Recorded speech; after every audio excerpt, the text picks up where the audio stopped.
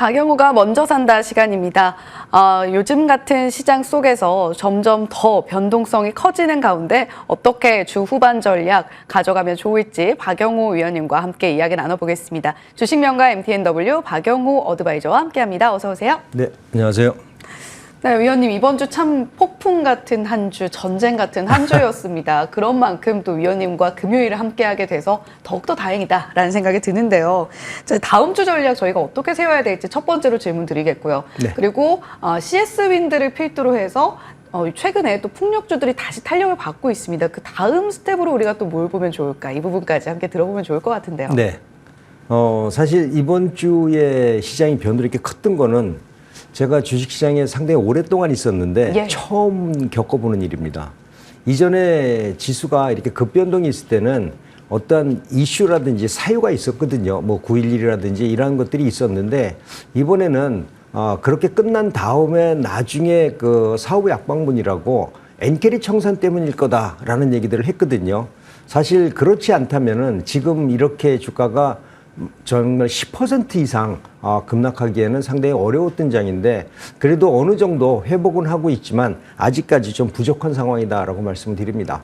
어제도 그 옵션 만기일에 어느 정도 방어를 했기 때문에 다음 주부터는 이런 추가적인 낙폭보다는 좀 반등해 주지 않을까라고 생각을 하고요. 뭐 아무래도 국내 증시는 뭐 코로나19 관련주들이 많이 급등을 해줬는데 코로나가 사실 이거를 좀 이슈를 너무나 화하지 않고서 지금 이전에 비해서 사실 그 감염자 수는 상당히 미미한 부분인데 최근 들어서 좀 많이 늘어나서 몇백 %라고 하지만 10명에서 100명 되면 1000%거든요. 네. 예, 그런 식으로 얘기를 하니까 실은 감염자 수는 그렇게 많지 않다. 준비가 안 돼서 지금 그 진단키트나 약이 좀 품귀 상태라는 건 맞다 이런 말씀 좀 드리고요. 조선주들이 좀 강세를 보였습니다. 조선주는 이전부터도 제가 지속적으로 말씀드렸지만 앞으로는 좋아질 수밖에 없다. 그 전에 카타르 수주가 발목을 잡고 있던 거 다 해제가 다 됐고 최근 들어서 철판 가격도 지속적으로 인하하고 있고 그리고 신고가를 보여주는 신조선가도 움직이고 있기 때문에 조선주는 실적과 그다음에 그 앞으로 그 수주 환경 이런 것들이 좋을 거다라고 말씀을 드리죠. 2024년 이제 IMO에서 온실가스 감축 보고서를 채택하게 되는데 이럴 때 운행을 해야 될지 운행을 하지 않아야 될지 하는 배들이 다 갈리게 되거든요. 이래서 친환경 선박이 좀 증가하고 있다고 보고요. 최근 들어서 신조석가 동향을 보면 뭐 사상 최고치입니다. 계속 올라가고 있는데 사실 배를 만들 때는 철판도 많이 만들잖아요. 우리가 후판이라고 하죠. 네. 이 후판 가격이 최근에 무섭게 좀 떨어지고 있습니다. 그래서 원자재 가격이 한 30%에서 20% 정도 되는 후판 가격이 지속적으로 약세를 보이면서 오히려 영업이익이 늘어날 수도 있다. 원자재 비율이 낮아서 늘어날 수 있다라는 얘기들을 하고 있기 때문에 조선주는 아직도 관심의 대상이다. 이렇게 보시면 좋겠습니다. 네, 조선주 그리고 진단키트 품귀 현상과 관련해서 이번 주 시장의 흐름들 전반적으로 짚어주셨는데요. 그와 함께 그렇다면 풍력 지금 좀 핫해지고 있는 것 같아요, 시장 안에서. 예. 자, 그렇다면 이 CS 윈드의 실적 발표와 함께 또 어떠한 전략들 유효한지 궁금한데요. 사실 오늘 말씀드리고 싶은 거는 그동안에 다른 분들이 다들 얘기하지 않았던 섹터를 한번 말씀드리려고 해요. 네. 일단은 점점 힘들어지는 철강 섹터. 왜 힘들을까? 그 다음에 우리가 봐줘야 될 태양광. 과연 언제 반등해 줄까? 이 두 가지를 보려고 하는데요. 철강은 최근 들어서 가격이 지속적으로 하락을 하고 있습니다. 아까 후판 가격 동향도 보셨지만은 그 이외에 뭐 냉간 아변판이라든지 열간 아변 코일 가격 동향이 지속적으로 약세를 보이면서 철강 회사들이 수익성이 굉장히 낮아지고 있습니다. 이게 반전하기 전까지는 아직은 조금 어렵다라고 보고 있거든요. 그래서 지금 철강을 가지고 계신 분이 많이 떨어졌으니까 나 이제 사고 싶어 하시는 분들은 철강 반전될 때 제가 나와서 또 말씀드릴 테니까 그때 매수하는 걸로 하고요. 지금은 힘드시더라도 시간 싸움이 좀 필요하다라는 말씀을 드리고요. 최근 들어서 태양광 업종이 많이 하락했잖아요. 뭐 대표적인 거로 하나솔루션 네. 그렇고요. 그다음에 HD 현대 에너지 솔루션도 지난번에 상한가 부근까지 갔다가 하락하면서 아주 힘들게 움직여주고 있는데 이 원인은 사실 그 태양광 관련 섹터에 대한 제품, 부품들의 가격이 하락하고 있어서입니다. 일단 주간 폴리실리콘 가격을 보면은 OCI가 약세를 보여주고 있는 것들도 폴리실리콘 가격이 올라올 생각을 안 하고 있습니다. 한 가지 근데 확실한 거는 바닥을 만들고 있는 거, 최근 들어서 하락폭이 뭐 거의 변동이 미미하거나 아니면 소폭이거나 우리가 확인하기 어려울 정도지 추가적으로 하락하지 않고 있다라는 걸 한번 보시면 좋을 것 같고요. 폴리실리콘 모듈이나 폴리실리콘 셀이나 이러한 것들도 지금 최근 들어서 낙폭이 점점점 줄어들고 있습니다. 이제 바닥 부분에 와 있다라고 보시면 좋고요. 그다음에 그 폴리실리콘 웨이퍼라든지 이러한 것들도 최근 여러분들이 보시면은 야 정말로 많이 내려왔다 이렇게 보실 수 있을 거예요.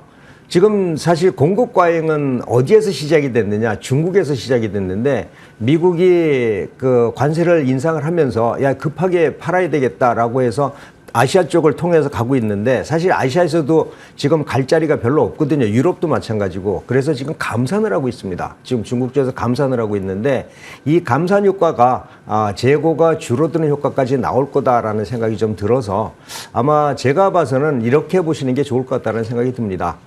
태양광 지금은 힘들다. 그러나 재고가 한 6개월 정도 재고가 남아 있는데 이게 보통 한 주가는 3개월 정도 선행한다라고 하면은 한 2 내지 3개월 정도 있으면은 재고가 줄어들면서 아마 태양광 그 부품이나 이런 가격이 오를 거거든요. 그때는 뭐 HD현대 에너지 솔루션이나 OCI나 한화솔루션에 여러분들이 타겟을 가지고서 매수 포인트를 잡으셔도 될 것 같다라고 보고요.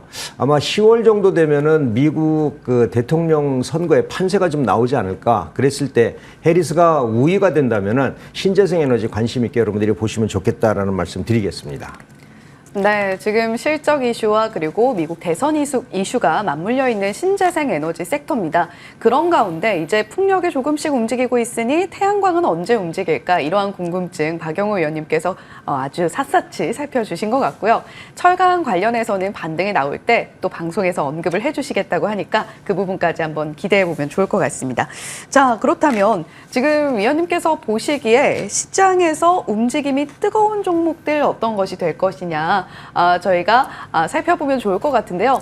4680 배터리 수요를 높이는 건식 전극 장비 오늘의 핫 이슈로 또 들어보면 좋을 것 같습니다. 지금 또 지속적으로 이야기 또 해주고 계시잖아요. 제가 벌써 이제 그 3탄입니다. 네. 4680 배터리 3탄인데 아직 주가가 많이 오르지 않았습니다. 제 특기가 이제 저점에서 잡는 게 특기인데.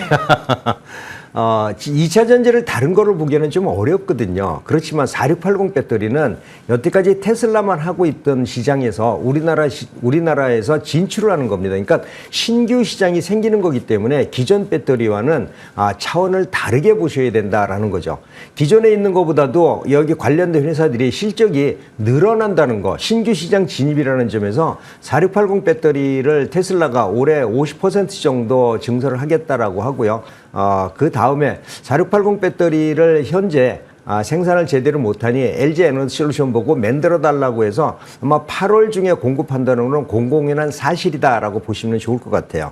근데 여기서 한 가지 우리가 봐야 될 게 4680 배터리는 해당 업체가 이렇게 많지 않습니다. 지난번에 말씀드렸던 동원 시스템즈나 아니면 동국산업이나 TC 스틸 요거하고 그다음에 몇 가지 장비 쪽이 있는데 테슬라에서 지금 적극적으로 추진하고 공격하고 그다음에 공략하고 있는 시장이 건식 배터리입니다. 그러니까 여태까지는 우리가 극판 위에다가 페이스트 우리가 이제 그 죽 같은 걸 바르고 나서 그다음에 그걸 건조를 시켰는데 테슬라는 그런 과정을 거치지 않고 분말을 갖다가 바로 압착을 시켜가지고서 만들기 때문에 원가가 한 30% 정도 줄어들고 그리고 그 효율도 한 10% 정도 높아진다라고 하거든요. 이번에 테슬라가 이 건식 전극에 대해서 상당히 괄목할 만한 기술을 좀 올렸다라고 합니다.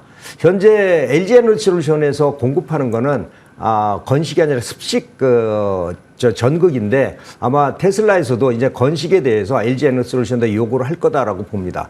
이랬을 때 우리가 봐줘야 되는 게 건식 전극 장비를 생산하는 회사인데 바로 대한민국에서 유일하게 테슬라의 건식 전극 장비를 공급하는 회사가 PNT라는 회사거든요. 네. 오늘은 이 PNT라는 회사를 좀 소개시켜 드리려고 하는데요.